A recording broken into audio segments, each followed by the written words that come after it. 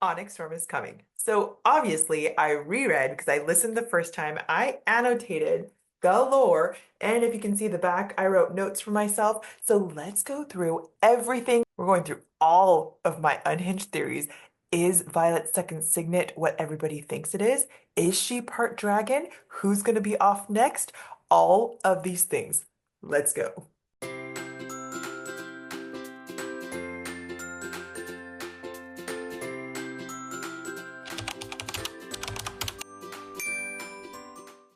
Friends, it's called the Empyrean series. Am I right?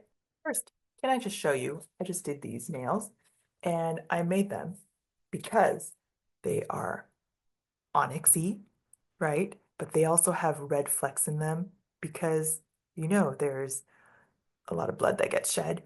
And then there is silver and gold flecked in because silver and gold. Obviously, if you know, you know. So let's start with Violet's second signet because there are so many different theories out there, and I'm going to talk about the ones that are very popular. So let's talk about the first very popular one, which is an amplifier. And I don't think that is it because I think that is just part of her first signet, which is pure power. And I will get to that in a second because I have a lot of thoughts about this and I'm going to go into detail. So hold that thought, but I do think it is very important just because Andarna is kind of chameleon-like, right? And she keeps saying, I will be where you need me to be. So there is something there, but I don't think she is an amplifier. She is pure power. Okay, so I think it's just part of that. Violet can sense this hum of power whenever there's wards, there's um, the alloy daggers. She feels the hum. They're they keep mentioning the hum, the power, the raw power is potent, those kinds of things. And I think other people feel it as well. There are mentions of other people saying, oh, there's power here, or they know when the wards are down, these kinds of things, right? But there is an emphasis on her and this heightened sense. So whether that is time, whether that is smell, like the elixirs that they tried to make them drink to sever the bond with their dragons, her heart prickles, slowing to heartbeats, all of these things, there's a heightened sense for her. So that could be the whole tie to the other world kind of thing. Now, when we talk about I'll be where I'm needed, people also go to distance. Are things where she has these dreams, right? And obviously, the sage is not actually there, but is this a summoning? Is this a type of distance wielding where they're closing the gap in their minds? And then there's also scenes with Xaden where they I'm not really sure what happens, but she keeps saying like it's as if he was there, those kinds of things. So people have talked about distance wielding, but I don't think that is it either. Rebecca herself has said that it is going to be underwhelming, and I feel like it needs to be original. And I don't think that is underwhelming. I think distance wielding would be really cool. I mean, if I could do it, that would be super cool. It's like teleporting that is making people come to us. I mean, it could be a different kind of distance wielding. Maybe it's like a mind distance wielding. So you can, I guess that's kind of like an intrinsic, right? So I don't think it'll be that. And people have also talked about intrinsic, but can you have that many kinds of intrinsic all in one place? Because we already learned that Xaden is, and that's kind of having another same reveal. And then you already have Dane, who is a type of that also of a mind reader. So I don't think it is going to be that either. I think it's going to be more original. And then we come to Truthsayer. A lot of people look at the text, and I agree. There are tons of different ways to reading into this. And of course, at the core, she is someone that needs information. She needs someone that needs the truth. And so, could it be? Absolutely, it could be. I could be persuaded. There are tons of lines that go, yeah, I think she is a truth sayer. However, I think that is not super original because we already saw truth sayers like the in the interrogation room and things like that, right? So could it be a different kind of truth sayer? Possibly. I kind of think it could be a truth finder, which is different in truth sayer because it's not like you can detect if someone is telling the truth or not. But there are so many references to her getting to information faster or processing faster, and that could just be her scribe mind, but that could be very much related to who she is, which is wanting information and also processing information very quickly. And we know that Andarna has this speed thing, which, yes, it was a feather tail thing and it could already be gone, but we don't know if it is gone or because Andarna is a special breed, does it linger longer? Does it have a different effect on the person that she has gifted her gifts to? So I don't know, but I think there is a big time thing with her. There are so many different things in relation to Violet, like that are counted heartbeats, or she counts 1, 2, 3, 4. So there's still definitely a time element that keeps weaving through. And Arik has also said, wow, you moved faster than I've ever seen you before, which is another point that people have made for distance wielding. But I think this is just one, it could be her power and her surging of power that makes her abilities heightened as well as the other people around her. But I think she can find the truth and get there faster. I know people keep saying, I have not lied to you, or they can't lie to her, especially Zayden says, I have never lied to you, and that he needs to figure out how to get around this thing without lying to her.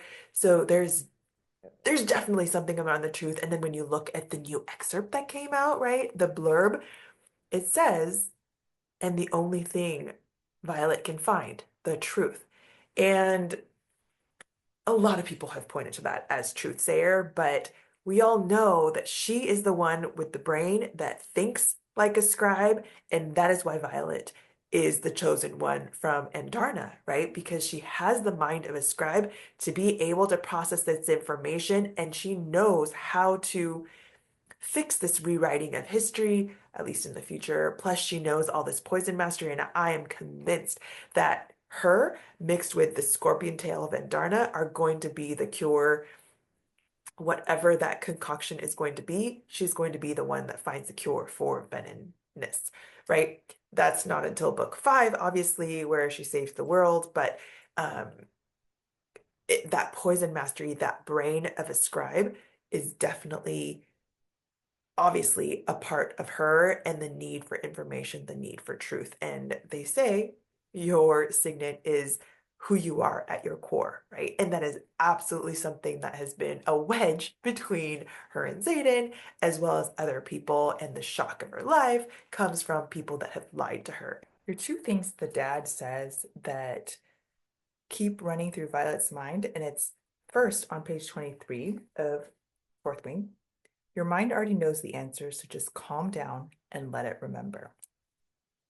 And I know her second signet obviously hasn't manifested at these points, but these are just explanations of her core, right? And on page 445, it says, the truth rarely needs effort, my dad used to say.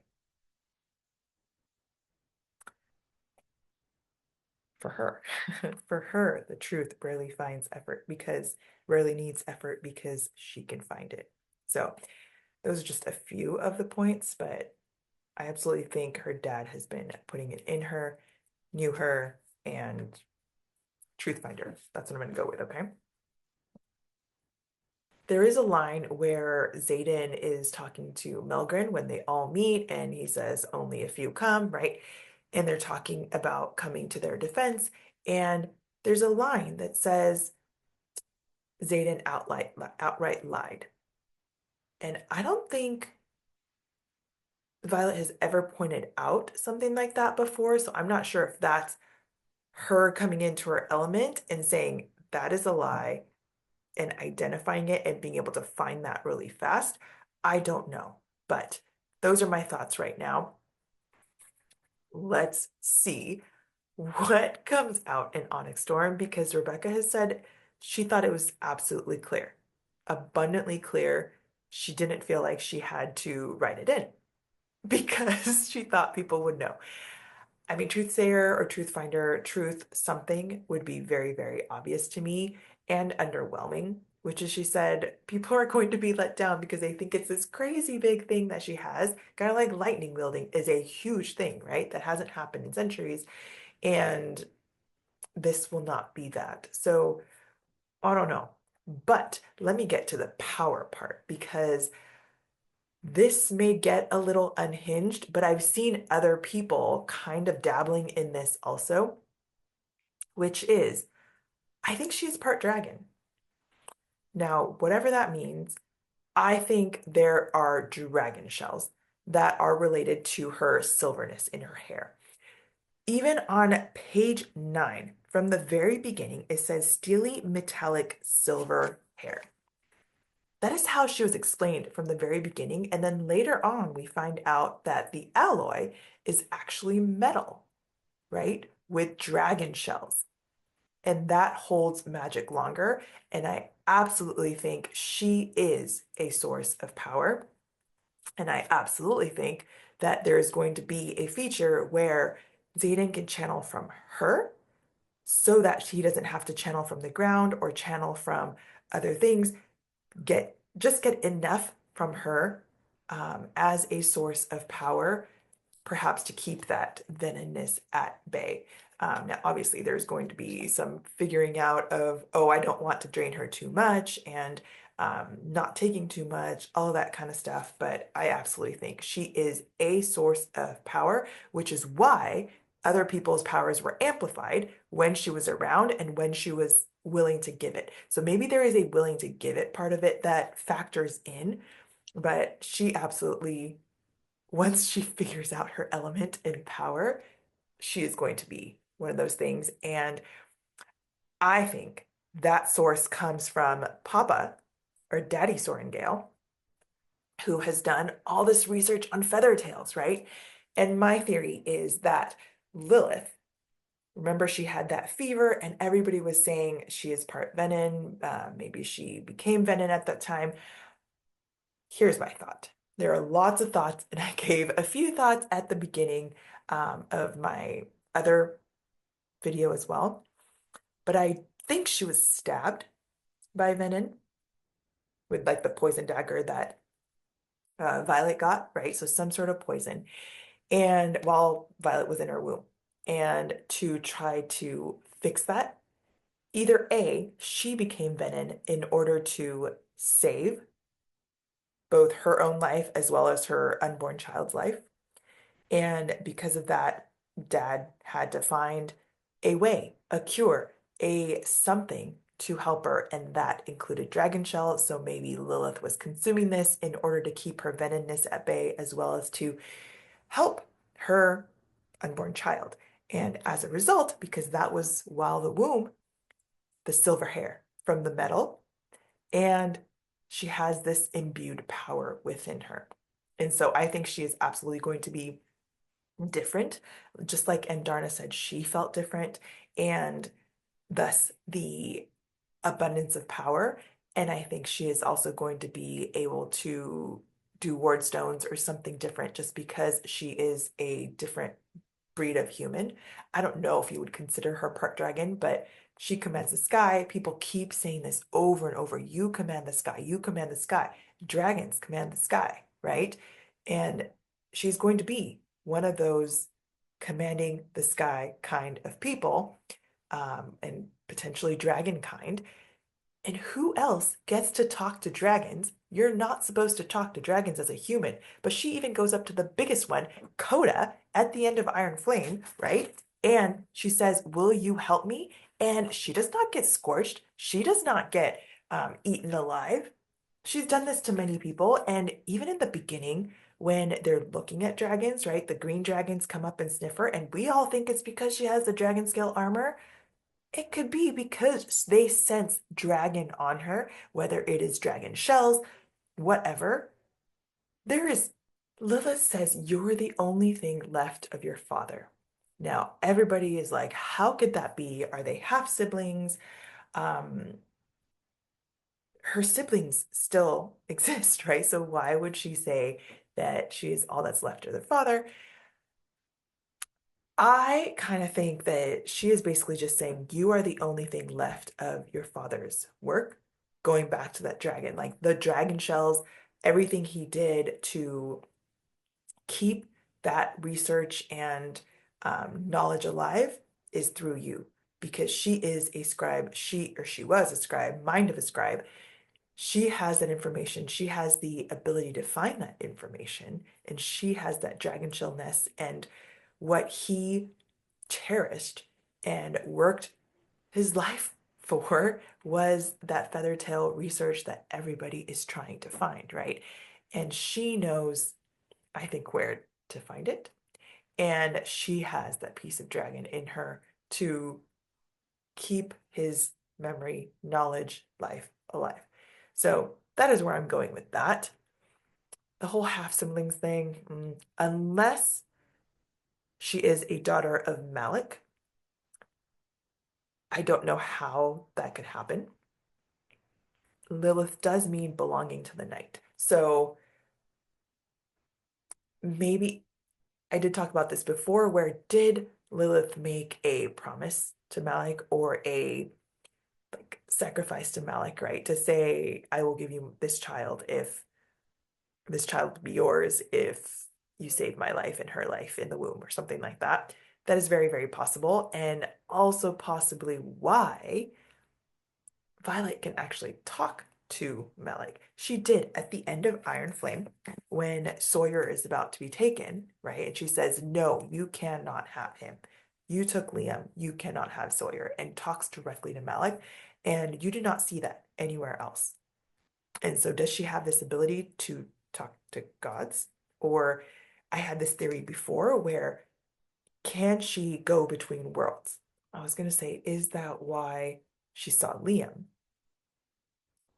But that is a whole different thing that I will get to. I don't think so, because that is when she had the serum. So she would have been cut off from it. But a lot of questions out there of Des and Darna get cut off in that serum because she is a different breed. Maybe that is not for all dragons. Maybe that's just for the 6, right? But I think the Liam was runes. We know that Liam's mom was a rune master. So I think Liam etched in runes and all those different carvings. Remember, he was taking so much time to do that. And he gave Violet a rune, or he gave Violet a carving, and she was also given the Endana carving at the end, right? There are things that she did not burn of Liam's.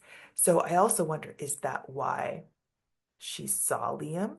These two things are in my mind of, if you don't burn all the things of people that pass, is there still a tie to them because Malik has not completely taken them? Like her father's stuff is not completely burned, right? We know that she has the fables, the journals are somewhere that Violet is going to find absolutely in the next one. They're going to go to the Isles, they're going to go to these other places outside of Navarre. We're going to meet Xanad's mom, I bet, in 3. And we're also going to see a lot more Feathertail research, a lot more about dragons, a lot more of what happened before. So that is going to be very, very exciting. It's also interesting that Violet's eyes at the very beginning are said to be indecision.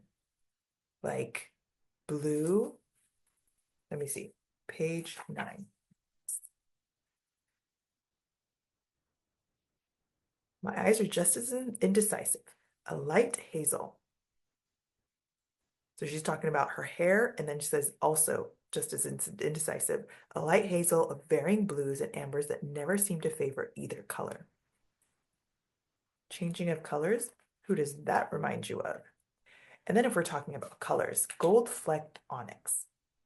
Okay, that's also like different colors swirling around, right? And who else is golden? And Darna. So all this I am coming back to the fact that Xaden is obviously special. They have been linked. So just like Andarna is a special one, she is the golden one. She is the seventh breed. I think Xaden is also something else. And again, if we're going back to that dragon stuff, he is a different breed of human as well. I'm sticking to that. She's part dragon. I am convinced. And if that comes up back false, well, I'll be here to say, sorry, I was wrong. I can admit when I'm wrong, but I am convinced there are dragon shells. And then I'm going to take that even a little bit further. There's all this silver, right? And I know there's still other silver too, like they talk about Felix's beard being silver and things like that. But the biggest silver that we talk about is Xaden's lashes, right? The slashes that he got from Lilith. What if that was done with potentially the alloy dagger? Because look, Lilith started telling Violet what this Tirish custom was in doing those slashes, and Violet cut her off. Listen to your mom. She was trying to tell you something. But I don't know what that Tirish custom is, and I am desperate to know because I wonder if it's like a blood oath where the pledgee or the receiver of the slashes and the slash giver are now bonded, and whatever that promise was, whatever that slash was promised for, those people get tied too. And if it was an alloy hilted dagger, does that provide some sort of extra magic? And is that why Xaden is so much more powerful than other people? Because he was slashed 107 times, plus the violet one.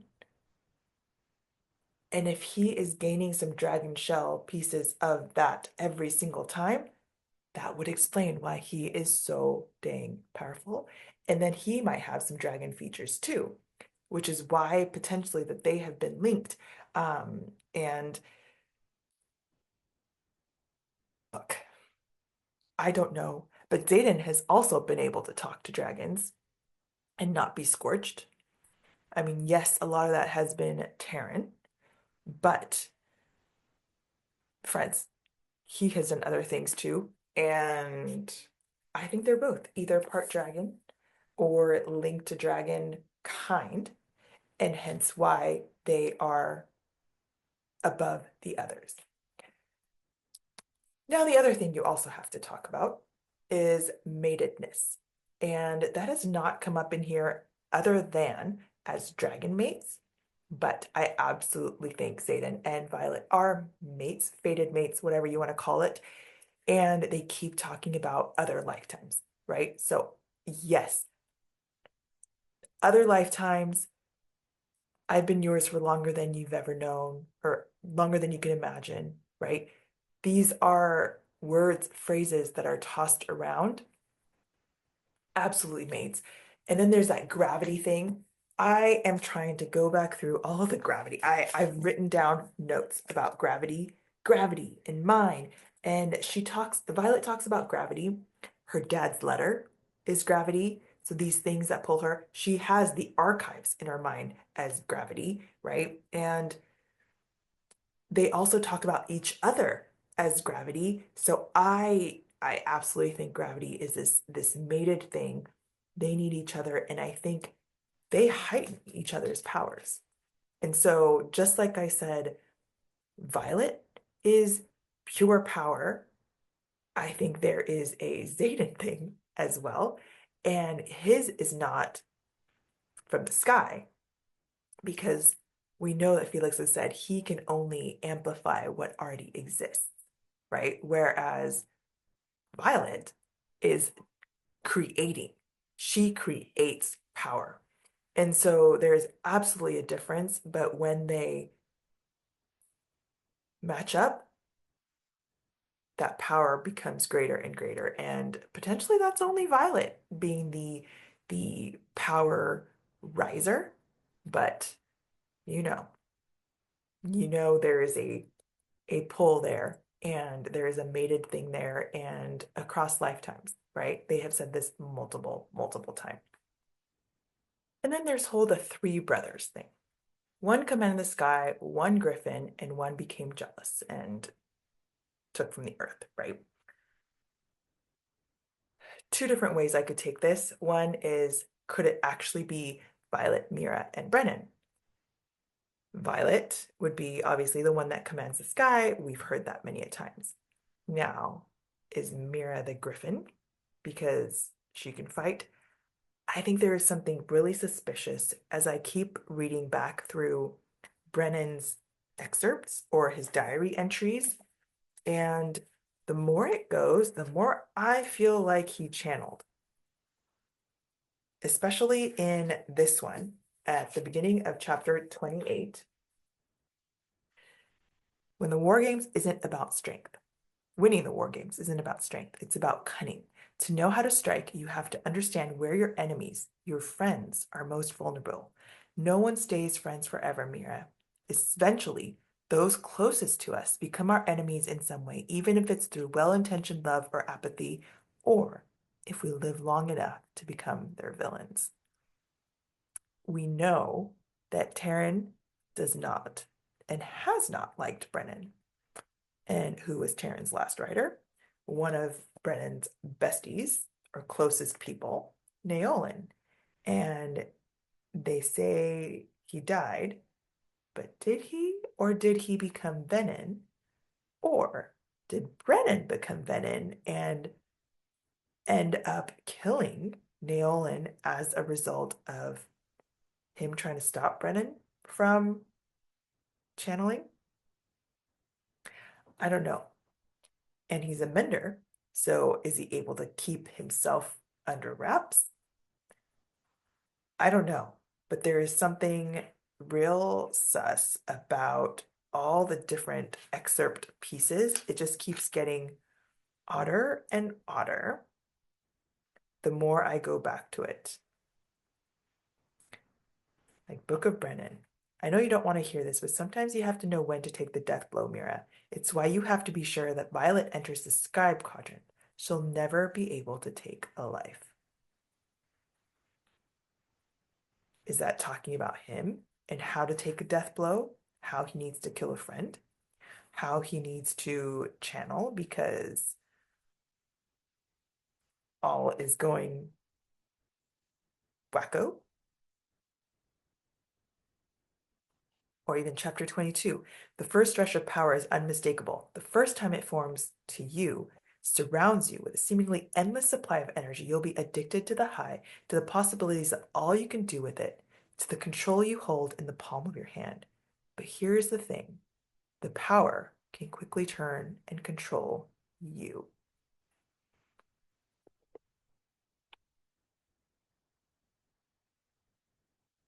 Does that sound suspicious to you? Because it sure sounds suspicious to me. But then Mira was also gone at the very end, so I don't know where she went after mom died. She was all of a sudden gone. So what happened? I don't know. I don't know why she would suddenly be gone. But also, what if it was actually three kingdoms? So we have Violet as commander of the sky, right? Bisgayeth. And then maybe you have Serena and Kat. Either one of those, probably Serena, because I think she's first in line, right? And that's Griffin. And then you have Zayden now, because you know that he turned. And then in the excerpts, he says, you'll have to be able to find me to kill me, right? So it says three brothers in this fable, but what if it was three kingdoms? It doesn't necessarily have to be the actual three siblings, because when you look at Violet, Mira, and Brennan, they're all writers. Yes, there are some suspicions, but I'm kind of leaning towards the three kingdoms and what happens there.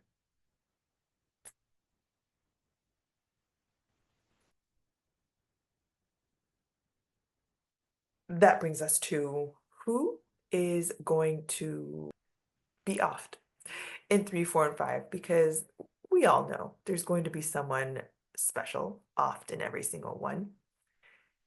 I'm actually not super tied to Mira. Yes, I know Violet is, but I don't think it's her because I'm not going to ball over her, honestly. Okay. Iron Squad, possibly. Possibly. I don't think it's Dane. I think he's going to be there until the end. I hope he has a redeeming arc. Maybe he's going to sacrifice himself. I don't know. I hope he has a redeeming arc. It's not going to be Zayden. You can't off him 3, 4, 5. Is he safe? I don't know. I don't think it is ever safe with Rekka Yaros. Even Violet herself, maybe she's going to be the martyr for the sake of people. I don't know. To be determined. But in 3, Mira is a very real possibility. I don't think it'll be Brennan. I mean, we already went through this. He got off cycle, right? So I often came back. So I don't think it'll be him. I kind of wonder if Bodhi, he's been in the shadows of his cousin, right? So is he gonna get jealous? Is he gonna turn? Is he gonna, I don't know. But I guess that's not the offing part. I hope it's not Garrick, but I guess I'm not super tied to him either. Although I think he is a people finder. That is what I am coming to. Um, People are wondering what his second signet or his actual signet is, right? Because it hasn't been told, but I think it is a people finder. His dragon can find runes. He is very good at identifying where people are. Like he's always right behind Zayden and can find where he has been, right? He also knows when Violet is with Zayden. Maybe that's assumption. Maybe everybody knows that they're together all the time. But he says, bring Sorengale with you, right? He's also the one that Zayden takes to Athmine and things to scope out the whole area, right? So is it that he can see if anybody is there, people, identify, whatever? And Rebecca has said she would choose Garrick to go with if they were lost. So I don't think he would be a thing finder. I think that's more his dragon. Um, but I think he can find people, see people, that kind of thing. Like a map to people. What do you think? A few more big questions that we're gonna have to answer. One, who is making these rune daggers? At first, I was thinking, well, is it Liam because his mom was a master rune person, and maybe he learned that from her, but they're still being made post Liam, right? So who is this rune dagger maker? Because can that person help with all these runes that need to be done? And then this brings me to what runes did Liam leave in those carvings? Because I am convinced that is how Violet saw him in the chamber, in the interrogation chamber. I think there is some sort of protection rune for her in her time of need. Hopefully, that means that he will come back again. Maybe he made them for other people. Hopefully, it's not like the stones where it just saves them for one time, because we all know that we need some more Liam in these other books. And if that is the case, are there other runes that can be as need runes to protect them if they support the cause, or help me help give the information they need? So like, will we see Violet's dad in some of this, or will we see Lilith again? Because there are these protection runes, or perhaps because of this truth finder that Violet could be, where if she needs information, is she able to talk to people that are elsewhere? I don't know. I don't know. I haven't thought this through completely. I still have some time before Onyx Storm comes out to stew more and more and more. Also, which side is Nolan on? I don't think he is Venom, even though I know Venom have infiltrated within Bisguyeth, but I don't think he is actually Venom. I think he just was sold a bill of this is for the good of our country. Um, and then he's realizing how horrible things have turned out to be, right? Or maybe he thought he could fix these things because we know he was tapped to find a cure and he could not. It said lieutenant colonel, right? So we know that that is in the past when Lilith had asked for a cure and he could not find it. And so maybe this is his way of trying to continue that path and he just veered off. Or maybe he was pressured to do things that he didn't want to. I don't know. But I don't think he is bad at the core, and I don't think he is Venom. Hopefully, he comes back to do good things instead. And then, what is this general becomes, and what is this general knows a general business? There's this talk about the Venom general and that he can't be killed the same way a soldier can. That is in this confrontation with Zayden, right? So I'm kind of wondering, did Zayden become the general? Is the only way to kill them to absorb them?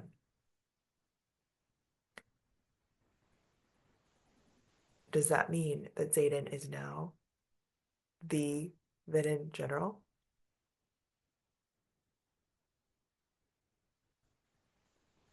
Because we know that they don't die very easily, and they say he fell into the water, but then he never saw him come up. Is he still alive? Or, like I said, did Zayden become the general? And if he identified Zayden as general, what was he general of originally? Is that why he was waiting for him? He knew he would turn? So many questions. We just need Onyx Storm to be here already. If you have wheels spinning in your head like I do, or you have great thoughts about any of these things that I have ranted on about, let me know in the comments.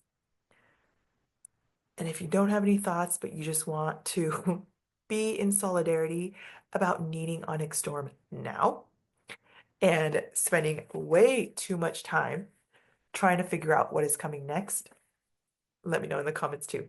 I'll see you in the next video.